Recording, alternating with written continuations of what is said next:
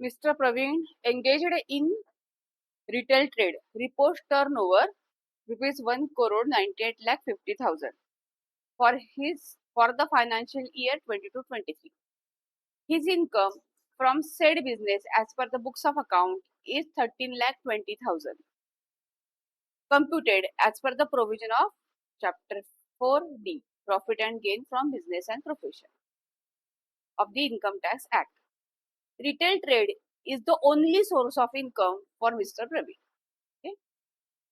FY 23-24 was the first year for which he declared his business income in accordance with the provision of presumptive taxation under section 44 AD.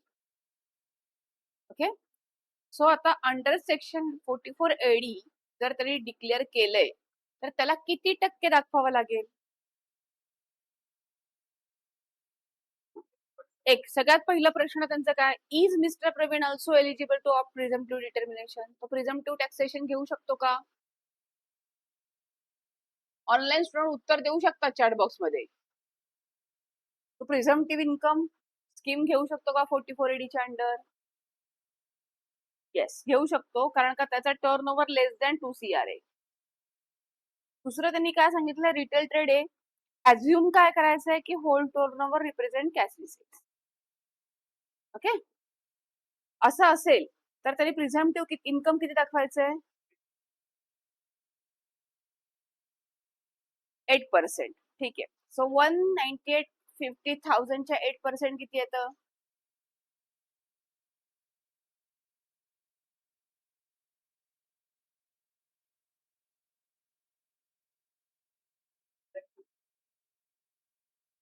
बोलल्यात नाही, 15,88,000 येतं.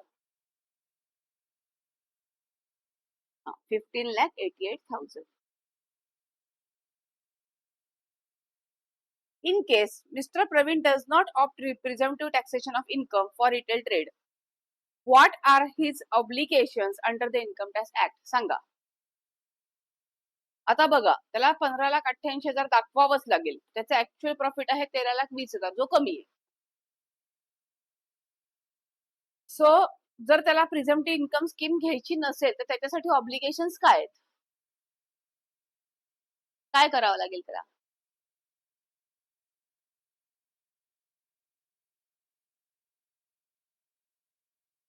Page number 58.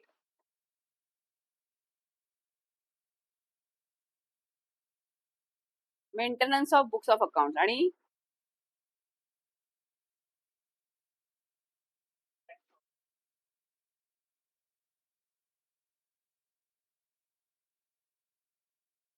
ऑडिटही applicable होईल ना 1 करोडच्या वरती गेला turnover. जर प्रिझम्पटिव्ह income घेतलं तर त्याला ऑडिट पण ऍप्लिकेबल नाही होणार. कंपल्सरी टॅक्स ऑडिट आहे, बरोबर आहे. कंपल्सरी टॅक्स ऑडिट लागणार म्हणजे बुक्स ऑफ अकाउंट पहिले मेंटेन ठेवावे लागतील. ऑडिट कशाचं करणार? पुस्तक तपासायला पाहिजे, पुस्तक लिहायला पाहिजे. त्यामुळे जर त्यांनी प्रिझम्पटिव्ह इन्कम नुसार दाखवलं नाही तर त्याला बुक्स ऑफ अकाउंट्सही मेंटेन करायला लागतील आणि त्याचं टॅक्स ऑडिटही होईल. ठीक आहे. खालचे ड्यू डेट अजून मी काही शिकवलं नाहीयेत म्हणून राहू दे. चौथा प्रश्न कळला सगळ्यांना? ठीक आहे, एवढाच होता होमवर्क.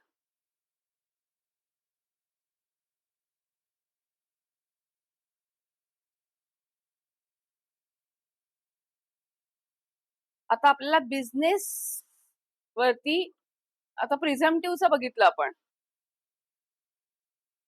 ओके,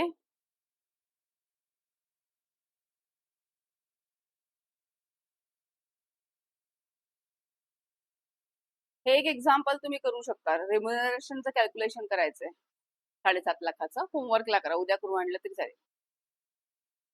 फर्मनी 7,50,000 रेम्युनरेशन दाखवलेलं आहे, पार्टनरला दिलेलं आहे. त्यांचा बुक प्रॉफिट 10 लाख आहे. तर ते इन्कम टॅक्स नुसार एलिजिबल आहे का, जास्ती दिले ते बघायचं. मला फक्त रेम्युनरेशन कॅल्क्युलेशन करायचंय. जुन्या पद्धतीने करा, नवीन जुन्या दोन्ही पद्धतीने करा. पहिल्या 3 लाखाच्या आणि पहिल्या 6 लाखाच्या. होमवर्कला करा हे. ओके,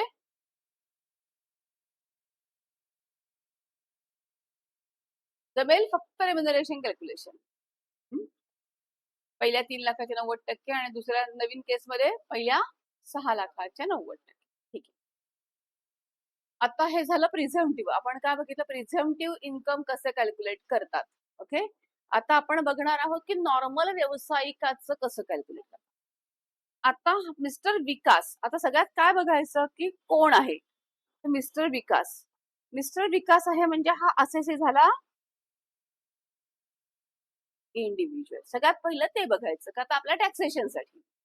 दुसरं बघायचं ज्याचा आपल्याला पीजीबीपीची रिलेटेड ज्याचं आपल्याला काम करायचं त्याचं व्यवसायाचं स्वरूप काय, कारण का आपल्याला खर्च अकॉर्डिंगली लागणार आहे, कन्सिडर करू शकणार आहोत. So he is an investment consultant. हा त्याचा झाला नेचर ऑफ बिझनेस. तो कोण आहे, एक इन्व्हेस्टमेंट कन्सल्टंट आहे आणि त्यांनी त्याच्या पद्धतीने पी अँड एल मांडून आपल्याला दिले, रिसीट पेमेंट मांडून आपल्याला दिलेले. ओके, नाव आपल्याला काय बघायचंय, आपल्याला पीजीबीपीचं कम्प्युटेशन काय सांगतं, net profit as per P and L घ्या, त्याच्यामध्ये डिसअलाउड असलेले एक्सपेन्सेस ऍड करा, त्याच्यामध्ये अलाउड असलेला खर्च अलाउड असलेली इन्कम ऍड करा, त्याच्यामध्ये लेस करताना दुसऱ्या हेडचे इन्कम घेतले असतील तर ते लेस करा, आणि जो खर्च तुमचा घ्यायचा राहिलाय तो तुम्ही लेस करा. चारच गोष्टीमध्ये पीजीबीपीचं कॉम्प्युटेशन संपतं. म्हणजेच थोडक्यात आपल्याला काय बघायचंय तर या चार गोष्टी बघायच्या. कुठल्या, कुठला खर्च डिसअलाउड आहे हे आपल्याला बघायचं असतं, हे आपण काम केले त्यातनच बघायचं. कुठला खर्च डिसअलाउड आहे हे बघायचंय. कुठला असं इन्कम आहे का की जे आपलं कन्सिडर करायचं राहिले ते बघायचंय. कुठला असं इन्कम आहे जे दुसऱ्या हेडशी रिलेटेड आहे, व्यवसायाचं रिलेटेड नाहीये, आणि असा कुठला खर्च आहे जो व्यवसायाशी रिलेटेड आहे पण इथे कन्सिडर करायचा राहिला. चारच गोष्टी आपल्याला बघायच्या, दोन गोष्टी एक्सपेन्सच्या, दोन गोष्टी इन्कमच्या. सो आपण पहिल्यांदा रिसीट साइडला जातोय.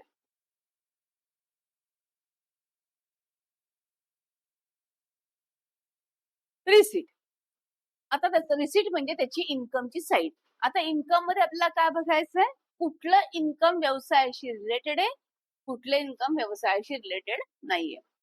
As he is an investment consultant, त्याची कन्सल्टन्सी फी हे कुठलं इन्कम राहणार, बिझनेस. करेक्ट. LIC मधून कमिशन मिळाले, बिझनेसच, कारण का तो इन्व्हेस्टमेंट कन्सल्टंट आहे, लोकांना इन्व्हेस्टमेंट सुचवणं. LICच्या इन्व्हेस्टमेंट लोकांना फुकट सुचवेल का, नाही.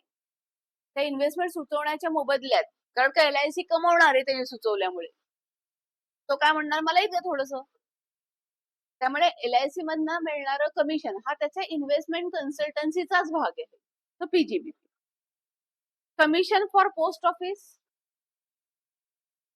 पीजीबीपी पोस्ट ऑफिस मधल्या इन्व्हेस्टमेंट सजेस्ट करणार आहे, त्याच्यातनं मिळणारं कमिशन. कमिशन फ्रॉम UTI हे पण पीजीबीपी, कारण का UTIचे म्युच्युअल फंड असतात, त्यात इन्व्हेस्टमेंट लोकांना करायला तो सुचवणार, मग त्याला त्याचं काय मिळणार, कमिशन. म्हणजे हे चारही इन्कमचे जे काही प्रकार आहेत ते त्याच्या व्यवसायाच्या रिलेटेड आहे. पण वडिलांकडनं गिफ्ट मिळालं, ह्याचा इन्व्हेस्टमेंट कन्सल्टन्सीशी काही संबंध आहे का, नाही. मग ते कुठलं इन्कम झालं, other income. Winning from lotteries, lottery जिंकलंय, ह्याचा इन्व्हेस्टमेंट कन्सल्टन्सीशी काही संबंध आहे का, नाही. तेही अदर इन्कम झालंय. आणि हॉर्स रेस मधून जिंकलाय, ह्याचा काही संबंध आहे का, हे पण अदर इन्कम झालंय.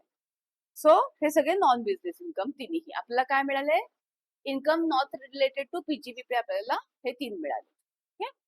आता ही झाली आपली इन्कम साइड. आता आपल्याला काय बघायचंय, expense side.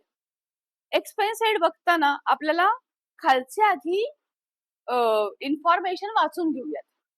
Depreciation allowable as per income tax act on furniture 10% not taken to P and L account. म्हणजे आपल्याला हा खर्च वजा करणं गरजेचं आहे, हा डेप्रिसिएशन हा आपण काय शिकलोय, मॅन्डेटरी एक्सपेंडिचर आहे, जो त्यांनी खर्चामध्ये कन्सिडर केलेला नाही, पण प्रत्यक्ष ITR भरताना आपल्याला तो खर्च काय करावा लागेल, दाखवावा लागणार आहे, कन्सिडर करावा लागणार आहे. म्हणून आपला तो लेस करायचा आहे expense allowed but not taken to P&L म्हणून. कुठला फर्निचरचं डेप्रिसिएशन. आणि दुसरा point, purchase of computer of ₹20,000 has been wrongly included in household expenses. ठीक आहे, हाऊसहोल्ड एक्सपेन्सेस मध्ये तो जो काही घेतलाय तो हाऊसहोल्ड एक्सपेन्स पण व्यवसायाला उपयोगाचा नाहीये जे P&L मध्ये. आणि कम्प्युटर ही P&Lचा भाग नाही, पण कम्प्युटर मात्र फिक्स असेटचा भाग आहे, त्याचं डेप्रिसिएशन मात्र आपल्याला घ्यावं लागेल. म्हणून हे दोन्हीही, डेप्रिसिएशन हा खर्च अलाउड आहे पण प्रॉफिट अँड लॉसला घेतला गेला नाही, म्हणून आपल्याला कम्प्युटेशन मध्ये तो लेस करायचा. ऑफिस रेंट जे आहे त्यापैकी 36,000चं रेंट हे घरचं रेंट आहे. सो तेही आपल्याला काय करायचंय, घरचं रेंट आपल्याला डिसअलाउड होणार. हे 36,000 काय होणार आपले डिसअलाउड. आणि जो आपला कम्प्युटेशन मांडायचा त्यात डिसअलाउड खर्च हा काय होतो, ऍड होतो.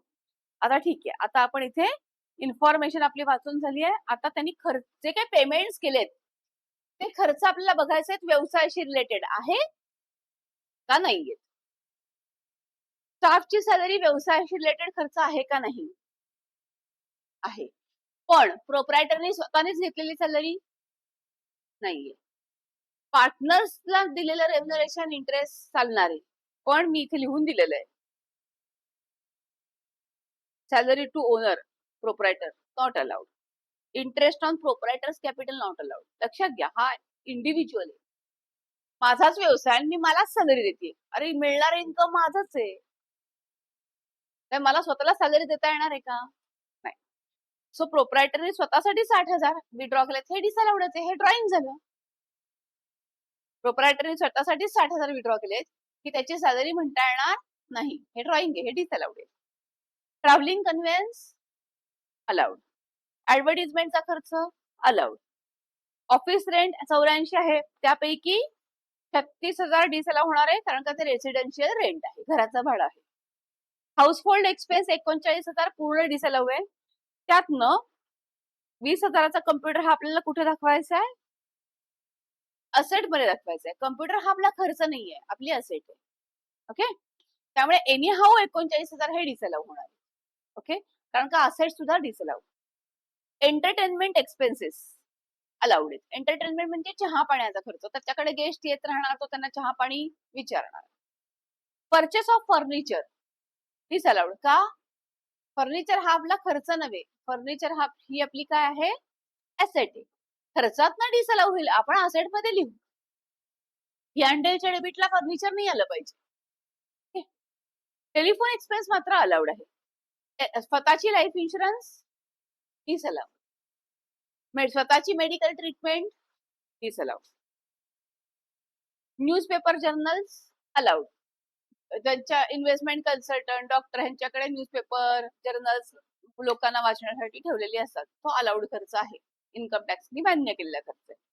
ऍडव्हान्स टॅक्स आणि TDS हे येणं आहे, डिसअलाउड. ऍडव्हान्स टॅक्स नंतर आपल्या टॅक्स लायबिलिटीला कॉम्पेन्सेट होतो, TDS आपल्या टॅक्स लायबिलिटीला ऍडजस्ट होतो, ते येणं आहे, तो आपला खर्च नव्हे. पैसे जरी आपण दिले असेल तरी तो एक प्रकारचा ऍडव्हान्स आहे ना, ऍडव्हान्स हा खर्च नाही होत कधी, लक्षात. ते काय झालं आपलं डिसअलाउड. आता आपल्याला हे सगळं चित्र मांडायचंय 4 मी आता सांगितलेल्या गोष्टींसाठी. सो आपल्याला प्रॉफिट ऍज पर P&L, त्यांच्यानुसार प्रॉफिट काय दाखवते तो 99, विकासनुसार प्रॉफिट आहे 99,500. आता ह्याची मांडणी कशी करतात, हे सगळं आपण आधी होमवर्क करून घेतला. काय डिसअलाउड आहे, काय अलाउड आहे, काय व्यवसायाशी रिलेटेड आहे, कुठलं अदर इन्कम आहे, हे सगळं काय घ्यायचं राहिलंय का खर्चात, हे सगळं आपण आधी काय केलंय, बघितलंय. आता आपल्याला फक्त काय करायचंय, मांडायचं. So net profit as per P&L account 99,500 त्यांनी इथे दिलंय बघा, हे त्यांच्यानुसार असलेला प्रॉफिट 99,500. आता डिसअलाउड एक्सपेंडिचर आपण ऍड करत जाणार. स्वतःची सॅलरी 60,000 डिसअलाउड, घराचं रेंट 36,000 डिसअलाउड, हाऊसहोल्ड एक्सपेन्स 19चा आणि कम्प्युटर 20,000, असं मिळून ते 39,000 डिसअलाउड. फर्निचर 50,500 डिसअलाउड, कारण का कम्प्युटर आणि फर्निचर ह्या दोन्ही काय ऍसेट आहेत. स्वतःची लाईफ इन्शुरन्स डिसअलाव, स्वतःचा मेडिकलचा खर्च डिसअलाव, स्टाफचा केला असता मेडिकलचा खर्च अलाव. ऍडव्हान्स टॅक्स आणि टीडीएस ही आपली असेट आहे, येणे, त्यामुळे हा हे पण डिसअलाव. टोटल डिसअलाव असलेला खर्च किती? 2,25,650. Expense allowed but not taken to P&L account, तो आपला लेस होणार. डेप्रिसिएशन ऑन फर्निचर 10%, 50-500च्या, अँड डेप्रिसिएशन ऑन कम्प्युटर 20%. खरं तर डेप्रिसिएशनचा रेट आहे 40%, आपण इथं हाफ घेतलंय, हाफ ऑफ 40%. हाफ ऑफ 40% आपण का घेतलंय? कारण का इथे म्हणलंय तसं की लेस दॅन 180 डेज. आपल्या मनाने आपण हाफ घेतलंय का? नाही, इथे क्लिअर कट काय म्हणलंय? लेस दॅन 180 डेज. म्हणून आपण इथे पण डेप्रिसिएशन कम्प्युटरवरती 20,000च्या 20% घेतलं. सो हा खर्च आपला जो घ्यायचा राहिलाय, प्रॉफिट मध्ये खर्च वाढवला की प्रॉफिट काय होतो? कमी होतो, म्हणून आपण तो लेस केला. आपल्याला प्रॉफिट कमी करायचा आहे म्हणून आपण लेस केलं. प्रॉफिट मधनं खर्च काढून टाकले की प्रॉफिट काय होतो? तर आपण खर्च काढले की प्रॉफिट काय होणार? वाढणार. म्हणून आपण इथे ते सगळे खर्च काढणार आहोत डिसअलाउडवाले, म्हणून इथे आपण काय केलं? प्रॉफिट वाढवायला ऍड केलं. आता इन्कम, इन्कम जर व्यवसायाशी रिलेटेड नाहीये तर आपण इन्कम कमी केलं तर प्रॉफिट वाढेल का कमी होईल? इन्कम कमी केलं कमी होणार प्रॉफिट, इन्कम कमी केलं की, म्हणून आपण इथे ते लेस केलं. सो वडिलांकडनं मिळाले 40,000 हे व्यवसायाचे इन्कम नाही, लेस केलं. लॉटरीतनं जिंकलेले 5,000 हे व्यवसायाचे इन्कम नाही. हॉर्स रेस मधनं जिंकलेले 5,000 हेही व्यवसायाचे इन्कम नाही. सो टोटल 50,000 हे व्यवसायाचे इन्कम नाही. तर लेस मायनस केलं तर खरं तर पीजीबीपीच्या हेड खाली किती उत्पन्न दिसायला पाहिजे? 2,66,100. त्यांनी किती दाखवलं होतं चुकीचं घेऊन? असं कळलं? चला हे लिहून घ्या उत्तर. तुमच्या पुस्तक ज्यांच्याकडे, आता प्रॉब्लेम लिहायला जागा सोडा. ऑनलाईन स्टुडंट कडे प्रॉब्लेम आहे पुस्तकात, समोर तुमच्या पुस्तक प्रिंट आउट नसतील तर ह्याचा एक फोटो काढा. एक्झाम्पल वरती हे तसं लिहिलंय, हे का? पुढचा होमवर्क तुम्हाला करायचा आहे. इथे मी कसं लिहिलंय, किमान अलाउड तरी लिहून आणा. आलं लक्षात? कळालंय दर्शन, दीपक? आपण काय केलंय हे कळालंय का? कसा प्रॉब्लेमच्या पुढे म्हणून ह्याचा फोटो काढा. आपण लिहित गेलोय काय व्यवसायाशी रिलेटेड आहे काय नाहीये. प्रिया, गायत्री, तुम्हाला दिसतंय का व्यवस्थित? नाहीतर मी टॅप स्क्रीन करते. घ्या एवढा स्क्रीनशॉट.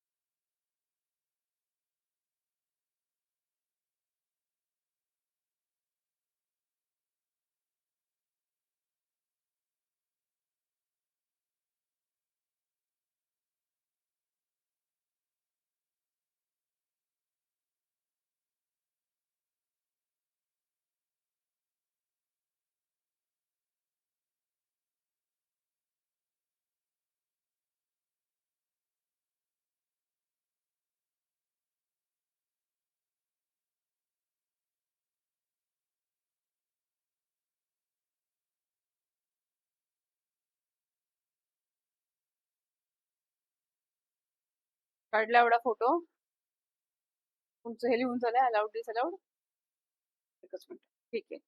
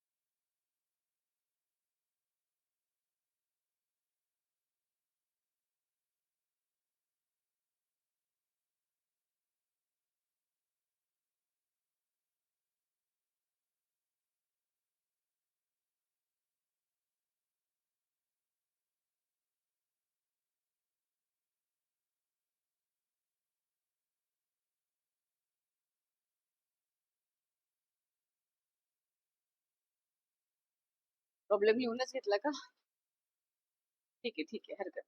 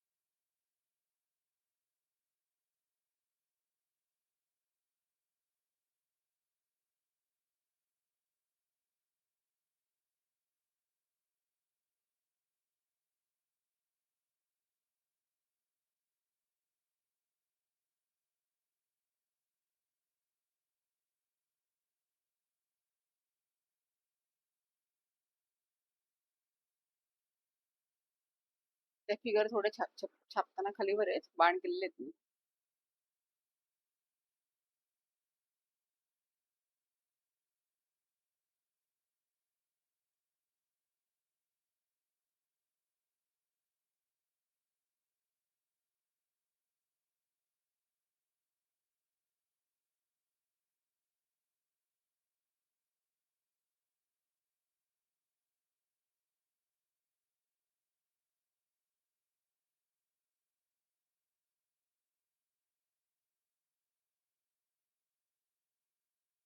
झालंय.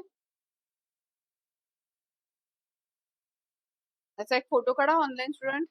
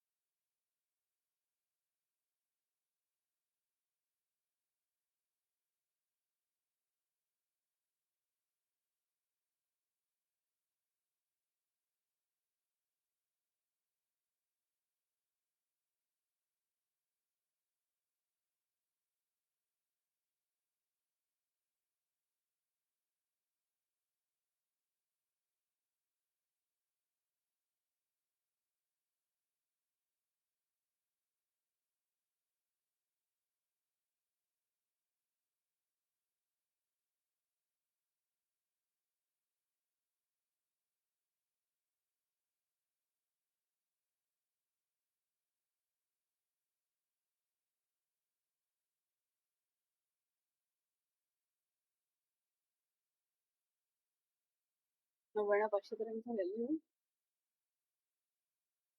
घ्या. हे इम्पॉर्टंट आहे. चला, ऑनलाईन स्टुडंट पण लिहून घ्या. कम्प्युटेशन मात्र व्यवस्थित लिहून घ्या. ज्यांनी प्रॉब्लेम लिहिलाय त्यांचा प्रश्न नाहीये, ज्यांनी नाही लिहिलाय त्यांनी जाता थोडा प्रॉब्लेम आणि सोल्युशन हेच नंतर तुम्हाला वहीमध्ये बघून कळणार आहे.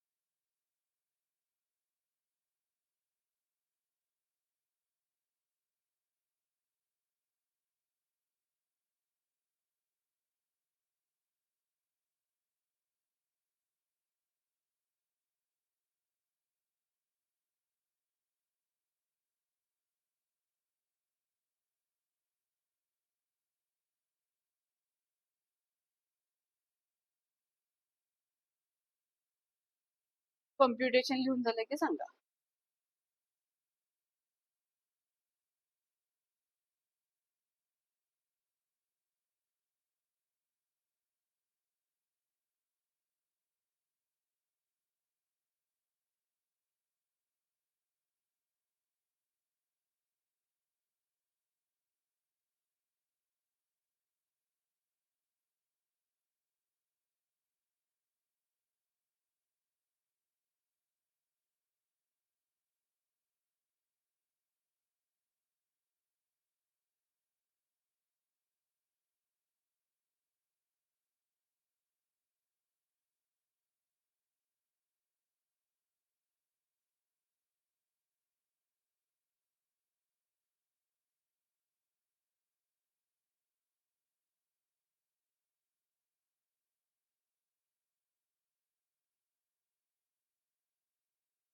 ऑनलाईन स्टुडंटही कम्प्युटेशन लिहून झालं की सांगा.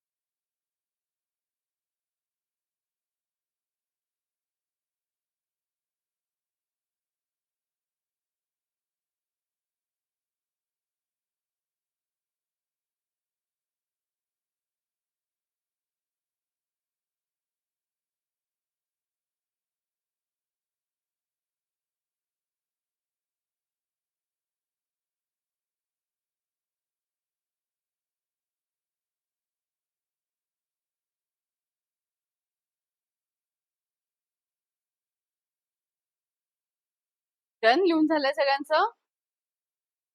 दर्शन, दीपक, चिन्मयी, प्रिया लिहून झालंय?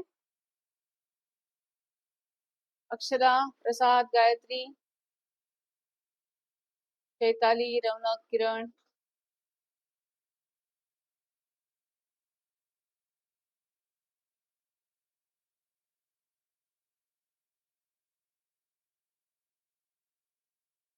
ठीक आहे.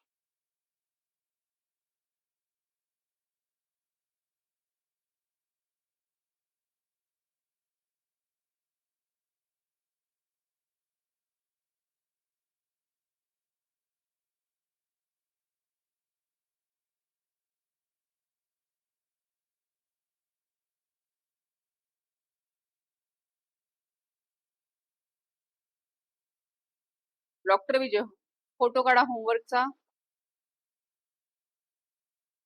सोडवता आला तर ठीक आहे, किमान ऍडिशनल इन्फॉर्मेशन वगैरे वाचून काय डिसअलाउड आहे, ओके, कुठला खर्च व्यवसायाला अलाउड नाहीये आणि कुठलं इन्कम व्यवसायाशी रिलेटेड नाहीये आणि कुठला खर्च व्यवसायात घ्यायचा राहिलाय, एवढ्या 3 गोष्टी चेक करा. काय काय बघाल? एक, डिसअलाउड काय आहे, एक्सपेन्स डिसअलाउड कुठले. दुसरं, income not related to PGBP. आणि तिसरं,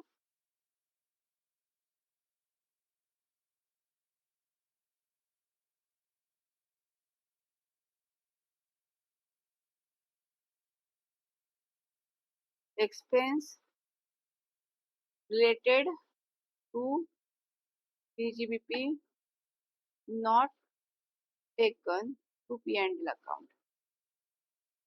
आता फोटो काढा, एवढंच बघायचंय. अजून हा आणि ह्याच्या पुढचा, त्याच्या तुम्ही पुढे लिहून आणलं तरी हरकत नाही.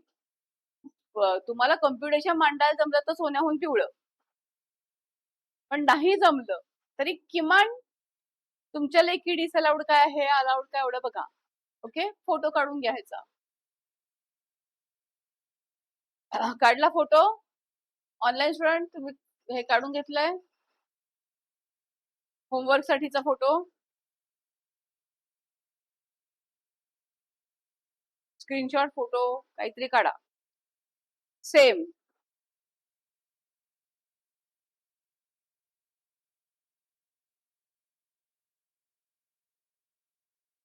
तिसरा खूप मोठा प्रॉब्लेम आहे, त्या प्रोव्हिजन्स भरपूर आहेत.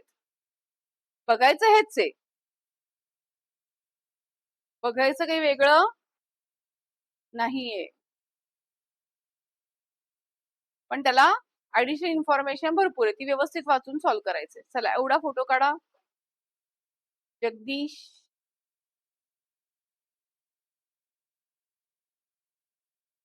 ऑनलाईन स्टुडंट स्क्रीनशॉट फोटो काढून घ्या. 2 प्रॉब्लेम सोडवायचे, एक जगदीशचा आणि एक विजयचा. डॉक्टर विजय आणि जगदीश.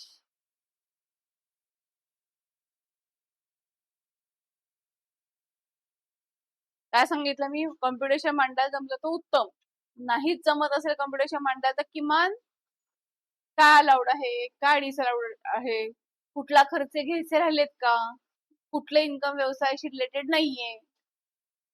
ठीक आहे, घेतला फोटो हा?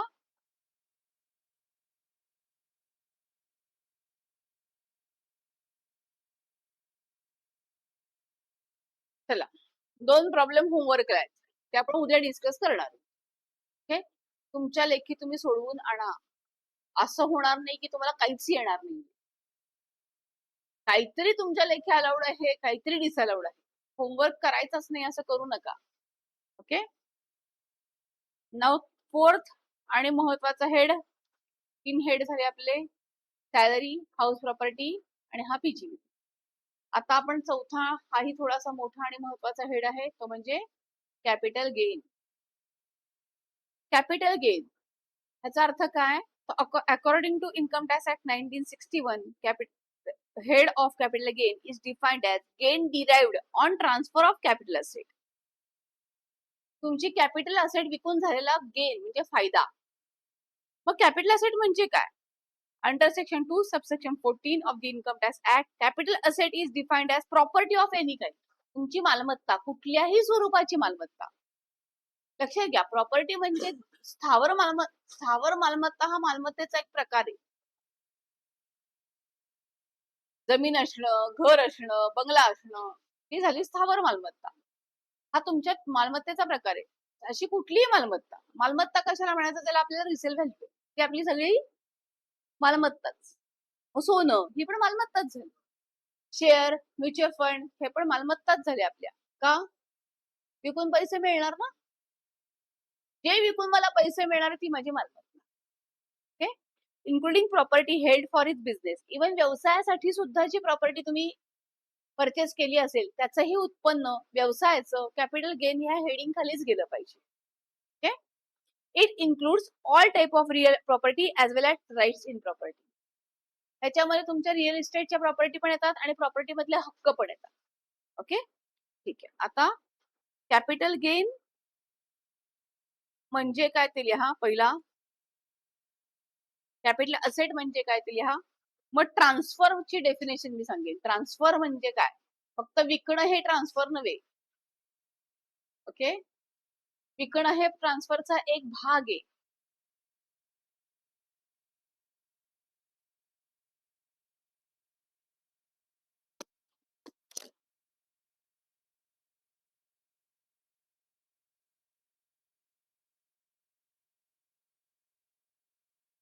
कॅपिटल असेट लिहून झालं की सांगा, मग मी एक्झाम्पल देते कॅपिटल असेटचे. कॅपिटल असेटचे एक्झाम्पल लिहून झाले की मग आपण ट्रान्सफरची डेफिनेशन लिहूया. ट्रान्सफर म्हणजे नेमकं काय? Transfer of capital asset. इथे सेल ऑफ कॅपिटल असेट म्हणलंय का? नाही. ट्रान्सफर म्हणजे काय हे दोन्ही अंडरलाईन केलेलं लिहून झालं की मी सांगते.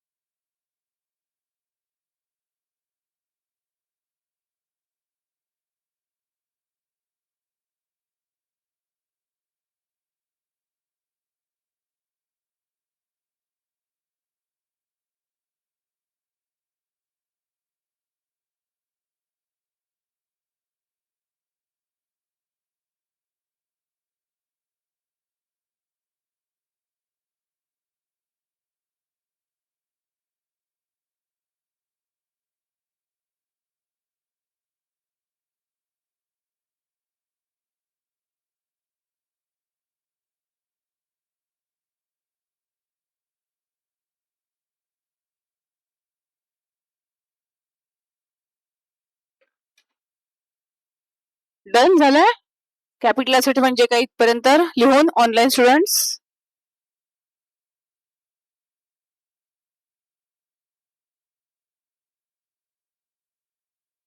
दिस is the meaning of transfer.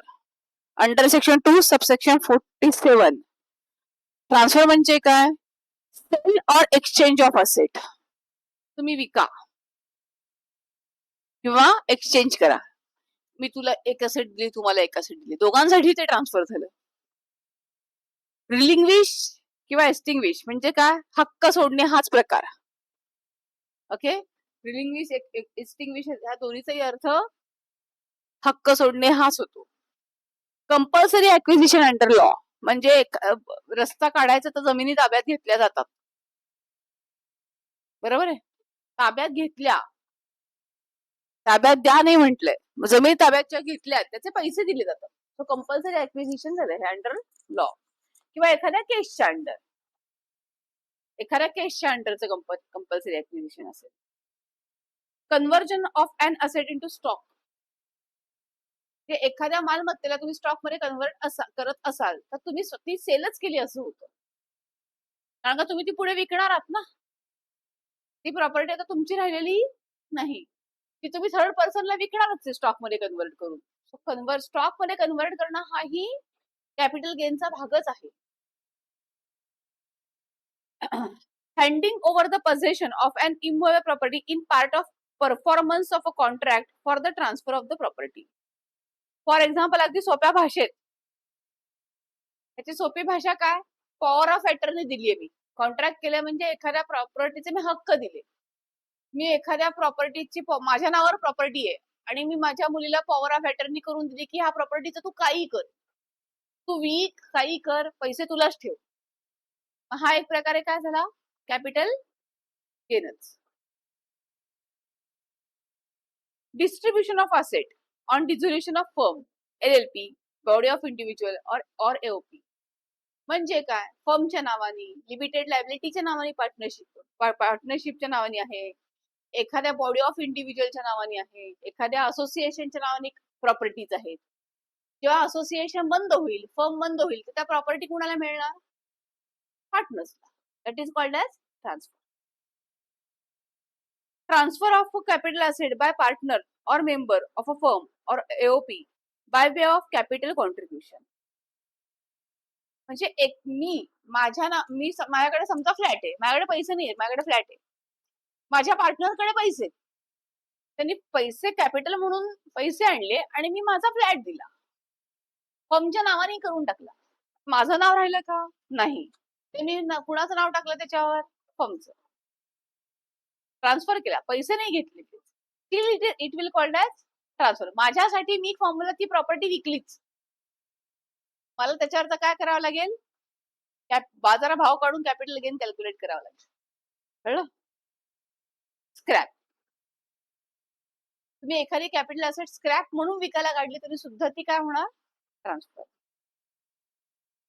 नंतर इयर, कुठल्या वर्षात हे कॅप आहे? Capital gain from a part of the taxable income for the previous year in which the transfer giving rise of the gain takes place. ज्या वर्षात तुम्ही transfer केलेलं आहे त्याच वर्षात तुम्हाला कॅपिटल गेन ट्रेड करायचं. ठीक आहे, लिहा मिनिंग ऑफ ट्रान्सफर.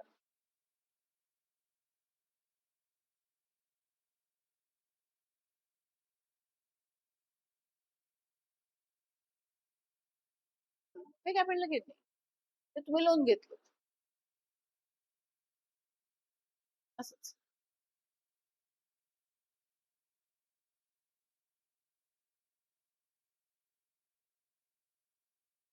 तुम्ही तुमच्या नावावरचा फ्लॅट तुम्ही तुमच्या बहिणीच्या नावावर केला,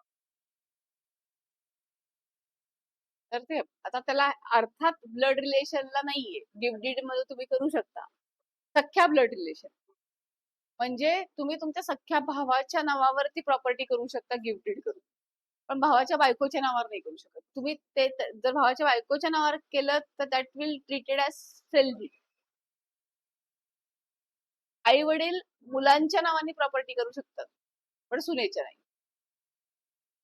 सिमिलरली मुलीचे आई वडील मुलीच्या नावावर प्रॉपर्टी करू शकतात गिफ्ट डीड मध्ये, पण जावयाच्या नाही. तो सेलच ट्रीट होईल. तर तुम्ही ब्लड रिलेशन मध्ये गिफ्ट डीड करून देऊ शकता असं.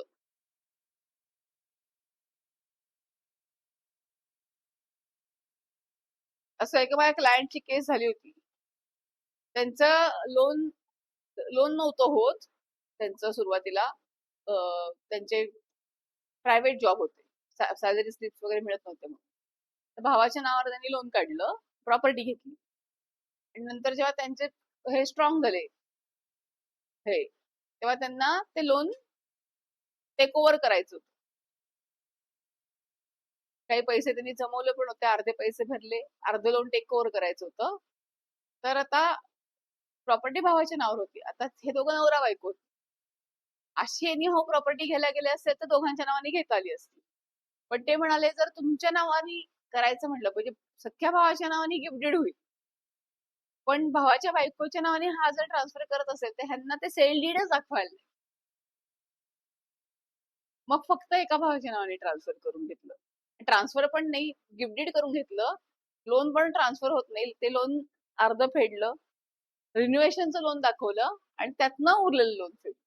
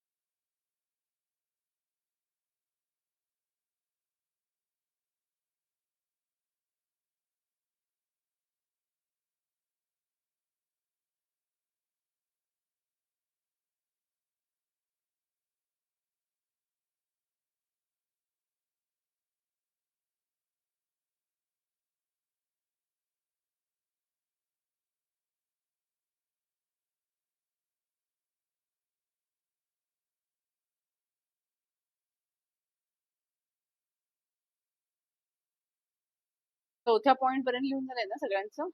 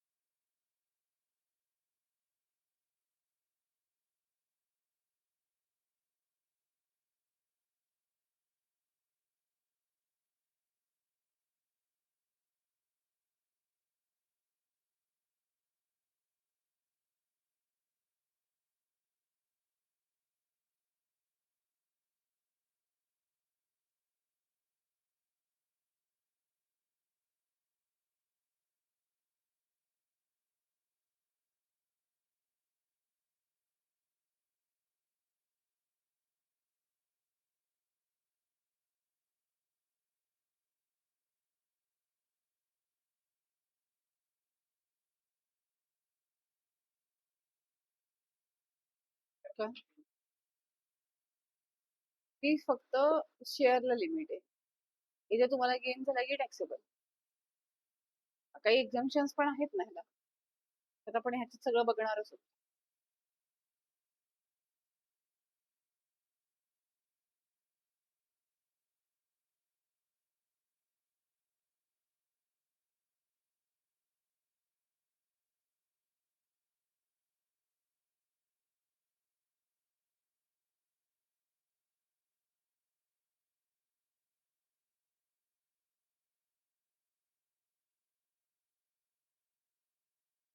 सेकंड हँड, सेकंड चा अर्थ रिलिंग्विशमेंट, हक्क सोड. हक्क सोड केला, तुम्ही देऊन टाकली, करतात ना, हक्क सोड पत्र करून घ्या म्हणतात.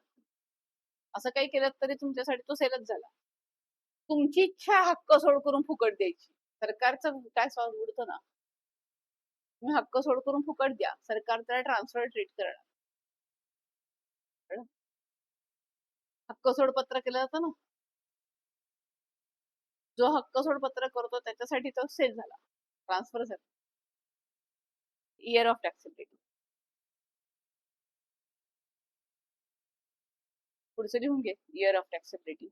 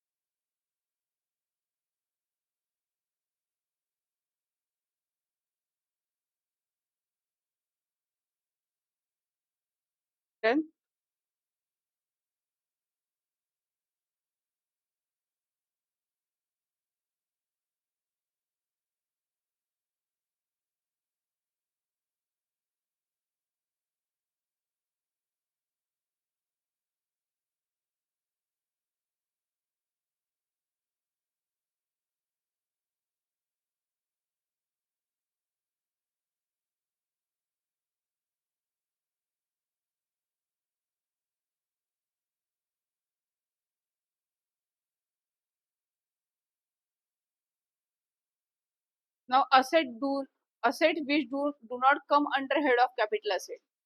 काही असेट एक्झम्प्ट आहेत. त्यातलं सगळ्यात पहिलं म्हणजे स्टॉक. हा, तुमची असेट स्टॉक मध्ये कन्वर्ट करत असाल तर तो ट्रान्सफर होईल, पण तुमचा ऑलरेडी स्टॉक आहे, तुमच्याकडे क्लोजिंग स्टॉक जो पडलाय त्याला कॅपिटल असेट म्हणता येणार नाही, ते मटेरियल झालं.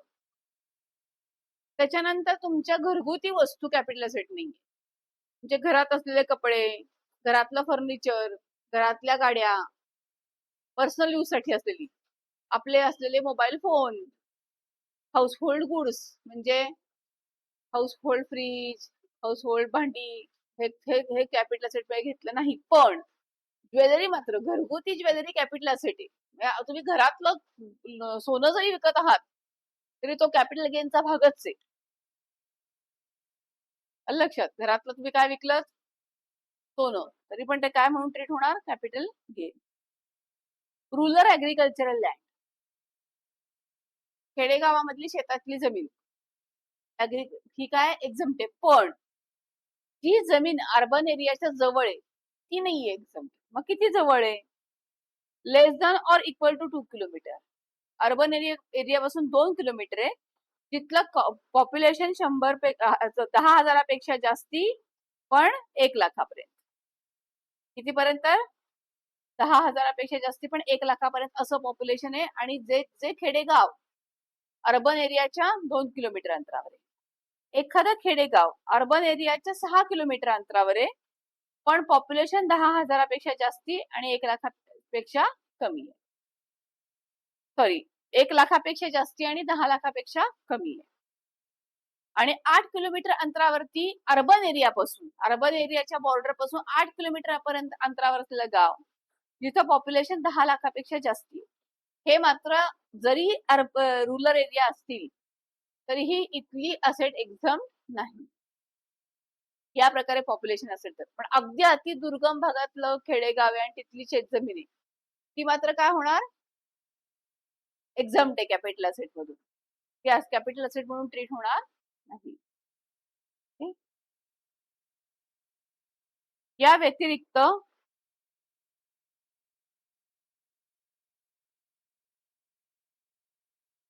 %6 gold bond 1977, 7% gold bond 1980, National Defense Bond 1980 issued by Government of India, Special Bearer Bond 1991 issued by Central Government, Gold Deposit Bond issued under the Gold Deposit Scheme 1999 notified by the Central Government.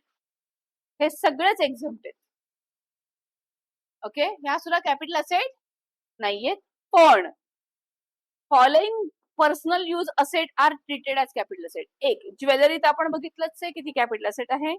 दुसरं, archaeological collection, पुरातन वस्तू जर तुम्ही विकल्या तर ते capital gain म्हणून treat होईल जरी तुमच्या त्या पर्सनल असल्या तरी.